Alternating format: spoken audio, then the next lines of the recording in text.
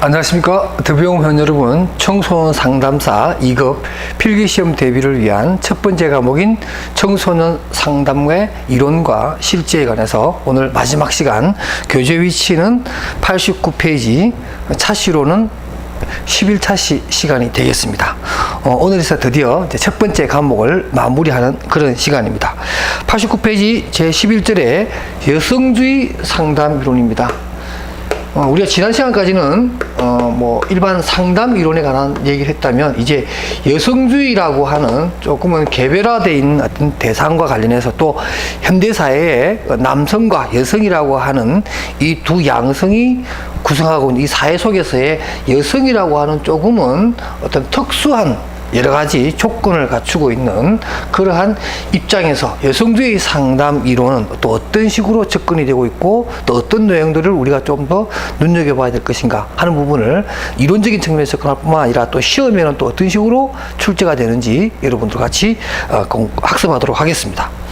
먼저 이 여성주의 상담에 있어서 좀 독특한 접근의 시각이 좀 필요하고 또 이해해 줘야 되는데, 여성주의 상담 이론을 바라보는 입장이 크게 네 가지가 있는데, 그 부분을 한번 살펴보도록 하고, 역시 이것도 시험과 관련해서는 잘 출제가 되니까 여러분들 조금 더 염두에 두고 학습해 주시기 바랍니다.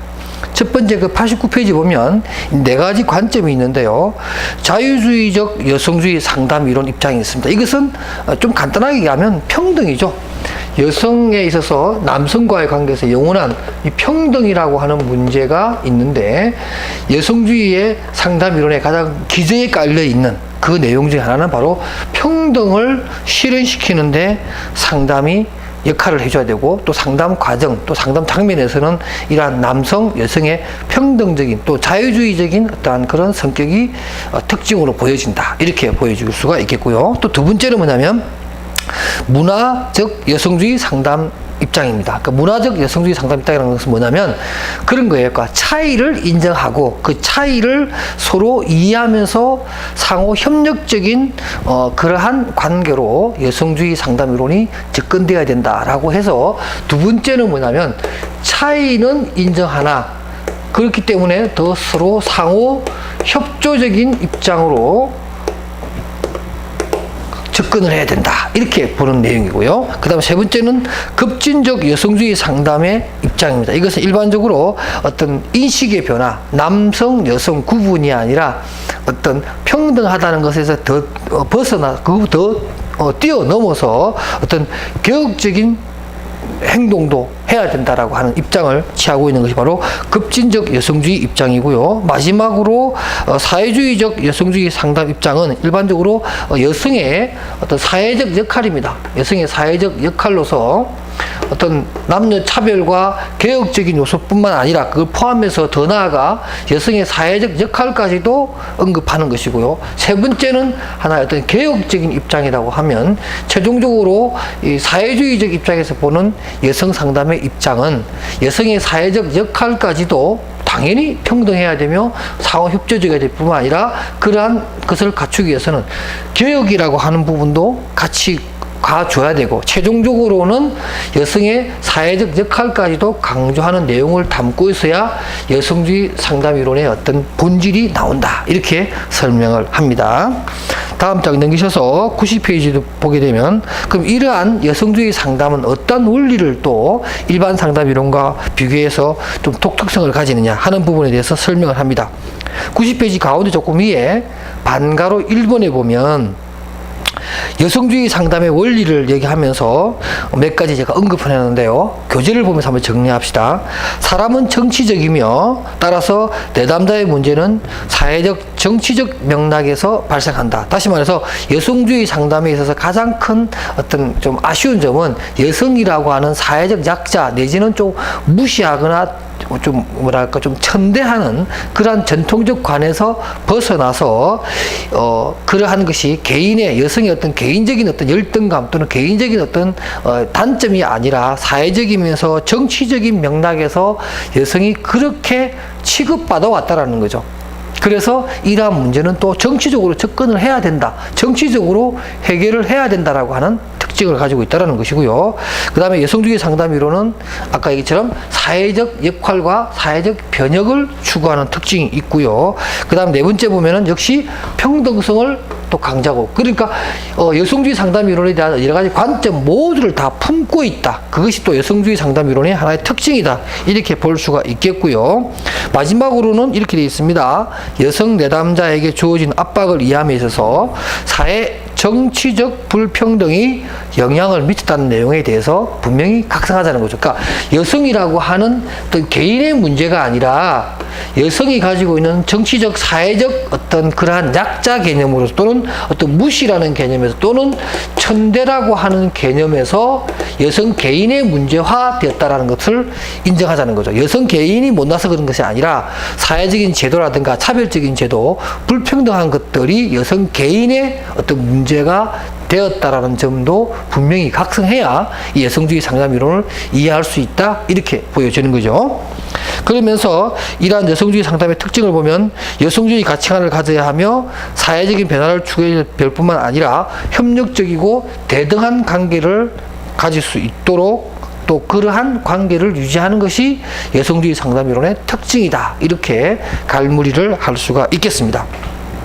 여성주의 상담의 기법과 더불어서 여성주의 상담에서 가장 중요한 것은 바로 정체성인데요. 이 정체성과 관련한 4단계로 구분한 것 꼭 알아두셔야 됩니다. 교재 90페이지 아랫단에 보게 되면 방가로 3번의 여성주의 상담 기법과 관련해서 여성주의의 정체성 4단계를 제가 구분해 놨습니다. 첫 번째 단계는 수용성의 단계, 두 번째 단계는 폭로 단계로서 여성의 역할과 자신에 대해서 어떤 회의감을 갖게 되는 겁니다. 처음에는 수용합니다.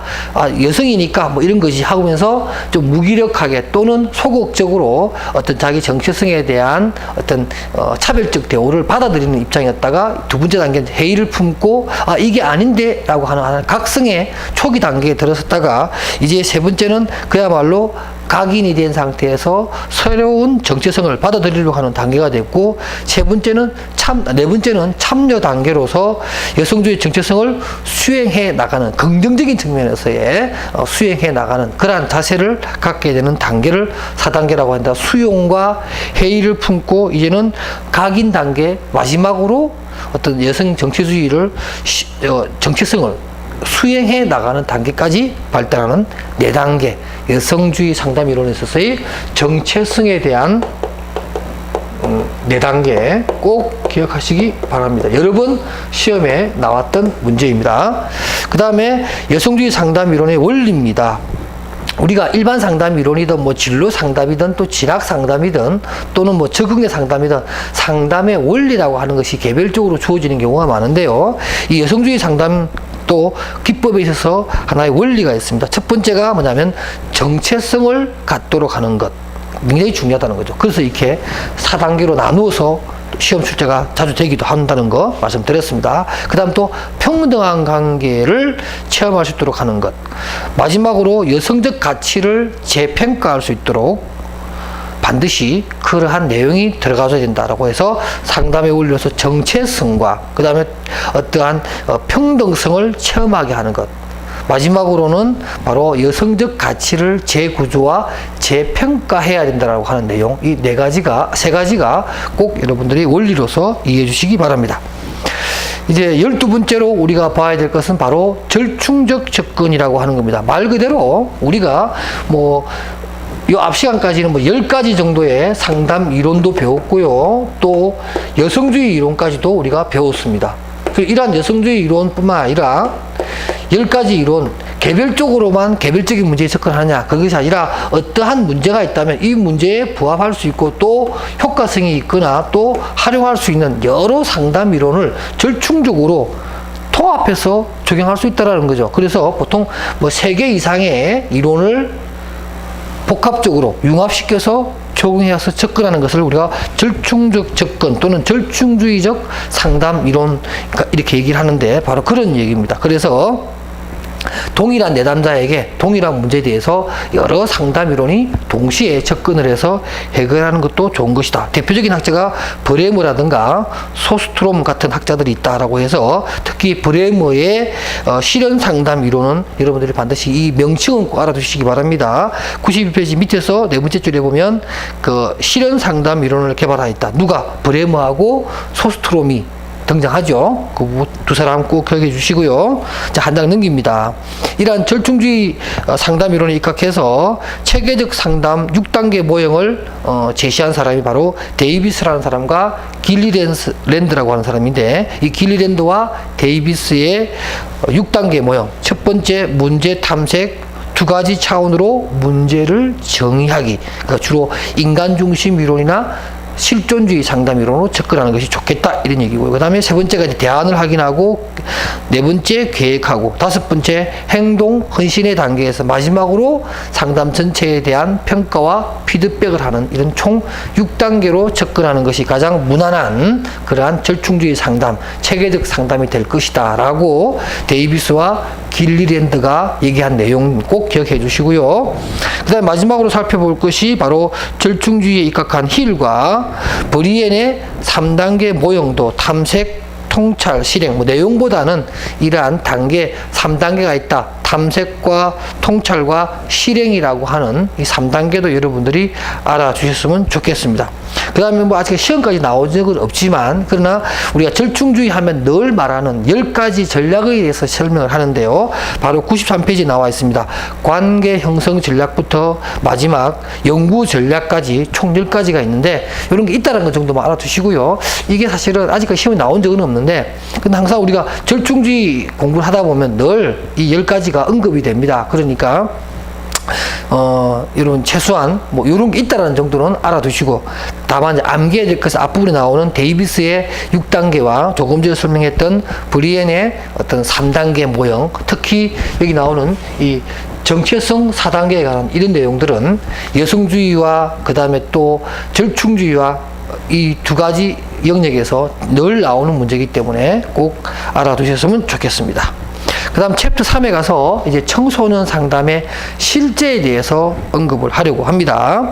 제1절 상담 계획과 준비입니다. 아무래도 우리가 상담을 한다는 것은 어떤 공간이 필요하고, 특히 면대면 상담은 공간이 필요하겠죠. 그러니까 상담을 할 수 있도록 어떤 분위기가 딱 잡혀 있고, 어떤 프라이버시 이런 것을 보호할 수 있도록 밀폐된 공간에서 차분한 마음에 자기 문제를 호소할 수 있는 어떤 그런 공간이 필요할 것이고, 상담실의 인테리어도 좀 차분하게 또 청소년들이 또 집중할 수 있도록 하는 그러한 여러 가지 소품들이 있어야 되겠죠. 그 다음에 상담에 필요한 각종 서류라든가 검사지 이런 것들이 준비가 되어 있어야 될 겁니다.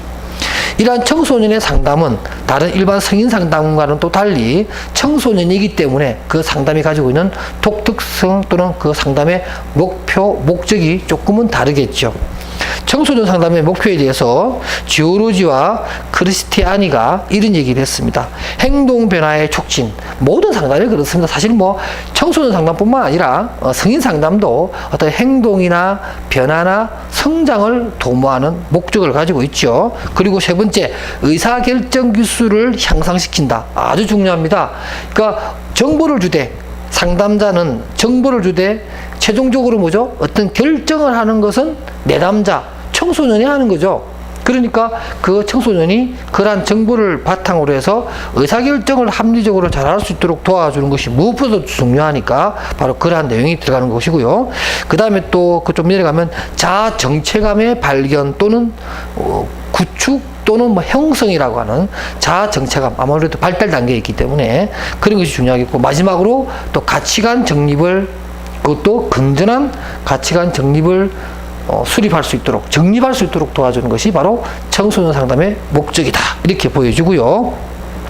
그 다음에 이제 일반적으로 청소년 상담의 목적을 얘기할 때는 뭐 문제를 해결해 주기도 하고, 문제를 처치, 해결하기도 하고, 예방을 해 주기도 하고, 지원해 주는 것도 할 것이고, 무엇보다도 청소년의 발달을 촉진시켜 주고, 특히 청소년 시기에 자기의 어떤 탁월성을 찾도록 도와주는 것 굉장히 중요하죠. 반두라 입장에서 보면은 뭐죠? 뭐 자기 효능감 같은 거죠. 이러한 것들을 찾을 수 있도록 도와주는 게 굉장히 중요하다. 청소년 상담의 목적은 그 청소년이 가지고 있는 탁월성을 찾게 해주고 발달적인 단계에서 뒤처지지 않도록 그야말로 그 발달을 촉진할 수 있도록 해주는 것이 청소년 상담의 목적이 되어야 된다. 이렇게 학습을 해주시기 바랍니다. 제3절에 청소년 상담의 과정과 절차가 있는데요. 접수 면접, 우리가 다 알고 있는 그런 내용이고요. 그 다음에 이제 초기, 중기, 종결 단계에 있어서 내담자 문제를 이해하고 또 내담자의 호소 문제라든가 이런 것들을 파악함으로 해서 문제 구조화시켜서 상담을 어떻게 나아갈 것인가, 또 어떤 상담 전략을 쓸 것인가, 가장 중요한 라포 형성, 이런 것들은 초기에 해당될 것이고, 중기는 문제 해결 단계로서 상담의 개입, 중재를 결정해야 되고요. 마지막으로 이제 내담자의 불안이라든가 호소 문제에 대한 처치의 내용을 평가하고 피드백 받는 그러한 내용으로 구성되겠죠. 제4절의 상담 기술과 기법입니다. 일반적으로 우리가 상담에서 많이 쓰이는 경청, 직면, 구조화, 화는, 재진술 같은 거, 그 다음에 느낌의 반영, 이런 것들이 다 상담 기법에 해당되는 것들이고요. 청소년이라고 해서 좀 더 독특한 상담 기법이 있느냐? 그렇지는 않고요. 일반적인 상담 기법의 이론을 청소년에 맞게끔 그렇게 하면 됩니다. 가장 중요한 질문 기법도 폐쇄적인 것보다는 개방적 질문을 사용함으로 해서 청소년이 자기 얘기를 충분히 진술할 수 있도록 해주고, 질문도 간접 질문을 사용함으로 해서 청소년이 좀 부담감을 느끼지 않도록 자연스럽게 자기의 내적 문제를 호소할 수 있도록 해주는 것이 좋겠습니다. 그 다음에 96페이지 밑에 보면 해석이라고 하는 기법도 있죠. 해석은 책에는 그 내용이 있지 않지만, 해석이라고 하면 여러분 항상 무엇을 염두에 둔다면, 해석이라고 하는 것은 좀 대안적인 요소가 있다라는 거죠. 그러니까 어떤 새로운 시각으로 자신의 문제를 볼 수 있도록 새로운 시각을 제시하는 것이 또 해석의 한 내용이다. 이렇게 여러분들이 기법으로서 이해해 주시기 바랍니다. 무엇보다도 청소년 상담에서 중요한 것이 바로 상담자의 자기 개방입니다. 97페이지에 상단에 있는데, 이 자기 개방은 말이죠, 우리가 하나의 뜻이 아니라 자기 개방은 우리가 크게 두 가지로 좀 볼 수가 있어요. 요건 한번 여러분 좀 정리해 주시기 바랍니다. 우리가 보통 상담자의 덕목 중에서 또는 상담 스킬 중에서 상담자의 자기 개방, 이런 말을 많이 쓰는데, 이 자기 개방에는 두 가지가 있습니다. 하나는 뭐냐면 자기 진술이 있고요. 하나는 또 자기 노출이라고 하는 것이 있습니다. 자기 노출. 자기 노출은 뭐냐면은 상담자의 어떤 경험이나 상담자의 개인적인 어떤 사례를 가지고서 내담자와 어떤 감정이입 또는 무슨 공감을 하려고 하는 그런 기법이겠죠. 그러니까 내담자가 갖고 진술했던 내용에 좀 더 공감을 하기 위해서 상담자 자기 자신의 어떤 경험이나 자기의 사례를 얘기함으로 해서 자기를 노출하는, 자기를 개방하는 그런 방법이 있고요.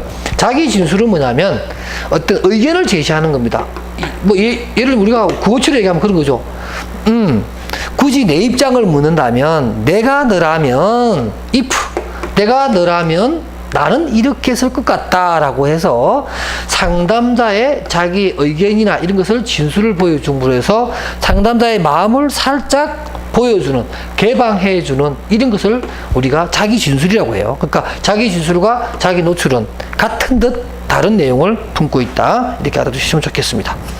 그 다음에 청소년 내담자의 특징으로는 일반적으로 지구력이 약하고 상담에 집중하는 집중도가 좀 떨어져요. 그러니까 상담 자체가 조금은 재미있어야 되고, 특히 집단 상담 같은 경우는 약간 흥미를 유발하는 그런 것이 필요하겠고, 그 다음에 또 상담자에 대해서 굉장히 부정적인 입장입니다. 또 다른 선생님이나 또 다른 잔소리하는 부모로서의 이미지를 갖고 접근할 수가 있기 때문에 그러한 이미지를 털어버리고 그야말로 청소년을 도와주려고 하는 사람의 이미지로서 접근하는 것이 중요하고, 상담 내용도 그러하여야 합니다.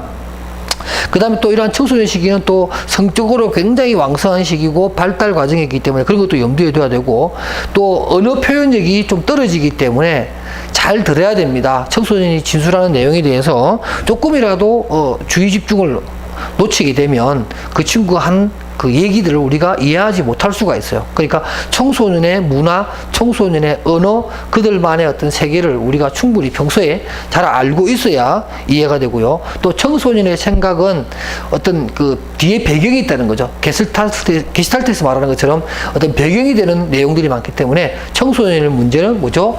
총체적으로 접근하는 그런 지혜가 필요하다. 총체적 접근이 필요하다. 이런 것도 하나의 청소년 상담에 있어서 내담자의 특징이라고 할 수가 있다는 거.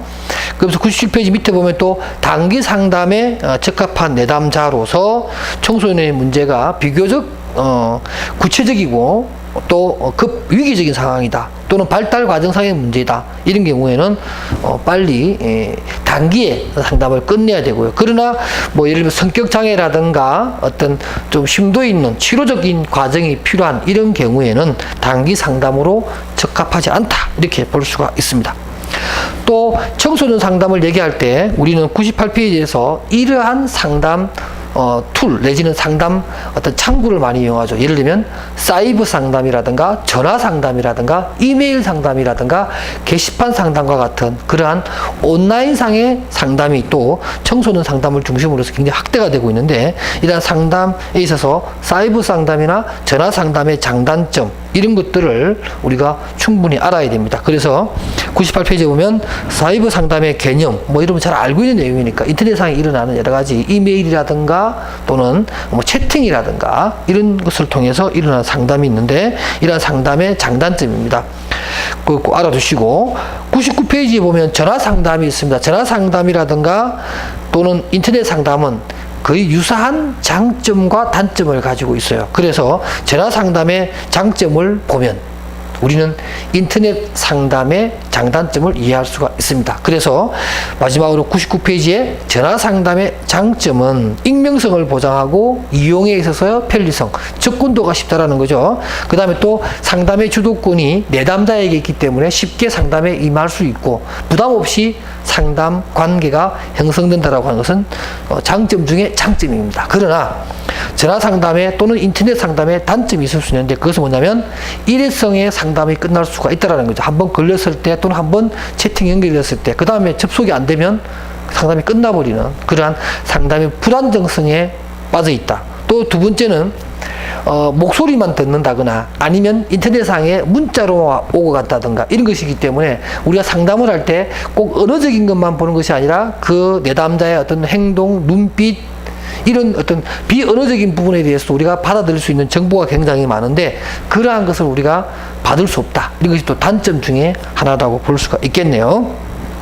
기출문제와 관련해서 끝으로 말씀드리면 우리나라 청소년 상담에 있어서 전반적인 경향은 일반적으로 학교 폭력이라든가 학교 성적, 부적응의 문제가 굉장히 호소 문제가 많다. 그리고 또 인터넷 중독이라든가 또 사이버 세계에 빠지는, 게임에 빠지는 이러한 컴퓨터 관련 또는 인터넷 중독에 관련된 문제들이 굉장히 많다라는 것. 또 역시 마찬가지겠지만 직관적으로 봐도 학업과 진로 문제가 청소년 상담의 주요 호소 문제라고 하는 것도 우리나라 청소년들의 상담 문제 중에 특징 중에 하나이다. 이렇게 말씀을 드릴 수가 있습니다. 자, 이렇게 해서 우리가 청소년 상담사 2급 필기시험의 첫 번째 과목인 청소년 상담의 이론과 실제에 대해서 학습을 했고요. 다음 시간부터는 많은 수험생들이 좀 어려워하는 상담 연구 방법론 두 번째 과목을 강의하도록 하겠습니다. 자, 그럼 여러분 다음 시간에 두 번째 과목에서 만나 뵙도록 하겠습니다. 수고하셨습니다.